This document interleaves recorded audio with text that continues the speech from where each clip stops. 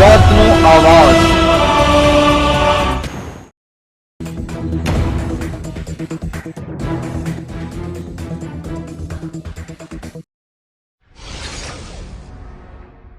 સુરત જિલ્લા નવનિયુક્ત collector doctor Saurabh પારગીએ પદભાર સંભાળ્યો। સુરત જિલ્લાના નવનિયુક્ત કલેક્ટર ડોક્ટર સૌરભ પારગીએ આજરોજ તારીખ 2 ફેબ્રુઆરીએ પદભાર સંભાળી લીધો છે।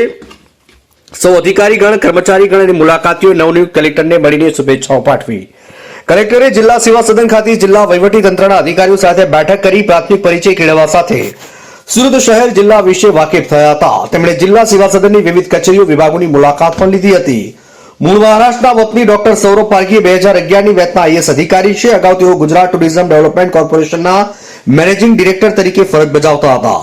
તેમણે વર્ષ 2011માં ભરૂચના સુપર ન્યુમરરી આસિસ્ટન્ટ કલેક્ટર તરીકે કારકિર્દીની શરૂઆત કરીને ત્યારબાદ વર્ષ 2013માં ધોળકાના આસિસ્ટન્ટ કલેક્ટર, 2015માં છોટાઉદેપુરમાં જિલ્લા વિકાસ અધિકારી, 2016માં વડોદરામાં જિલ્લા વિકાસ અધિકારી, 2017માં અમદાવાદમાં જિલ્લા વિકાસ અધિકારી, 2018માં જૂનાગઢમાં કલેક્ટર, 2021માં જામનગરમાં કલેક્ટર અને 2023માં ગુજરાત પ્રવાસન નિગમના એમડી તરીકે ફરજ બજાવી ચૂક્યા છે। સુરતથી શહેબાજ પઠાણનો રિપોર્ટ।